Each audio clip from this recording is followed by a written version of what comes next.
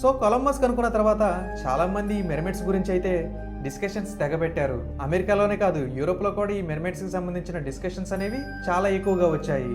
And వీటి గురించి తెగ అడ్వర్టైజ్మెంట్లు కూడా వచ్చాయి అప్పుడు. సో చాలా మంది మెర్మెడ్స్ అనేవి వాళ్ళ ఇంటి పక్కన ఉన్న కాలువలో కూడా తిరుగుతూ ఉండొచ్చు అన్న భ్రమలోకి అయితే వచ్చేసారు.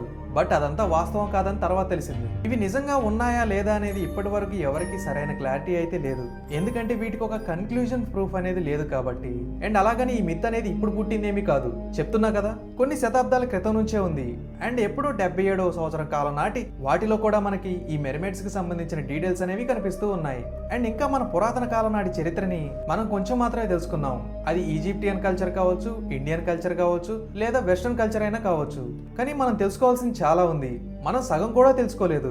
సో అదంతా తెలుసుకున్నట్టయితే మనకి ఇంకొన్ని డీటెయిల్స్ అయితే తెలియచ్చు. సో రియాలిటీలోకి వస్తే సగం మనిషి సగం చేప అయినట్టయితే బ్రతకడం అనేది చాలా కష్టంగా మారుతుంది.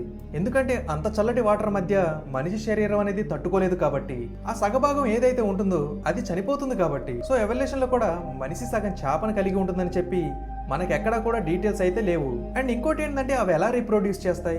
ఒకవేళ రీప్రొడ్యూస్ చేయాలనుకుంటే చేపలాగా గుడ్లు పెడతాయా, లేదా మ్యామల్స్ లాగా బేబీస్ కి బర్త్నిస్తాయా? అంటే కొన్ని మ్యామల్స్ ఉంటాయి, ఫర్ ఎగ్జాంపుల్ ప్లాంట్ వస్ లాంటివి ఏం చేస్తాయంటే అవి కూడా గుడ్లు పెడతాయి. అలాగేమన్నా చేస్తాయా? రియాలిటీలో అయితే మాత్రం అసలు ఇది మనకి ఎక్కడా కూడా ఉన్నట్టు కనిపించదు. దీనికి సంబంధించి ఒక్క ఫిజికల్ ఎవిడెన్స్ కూడా లేదు.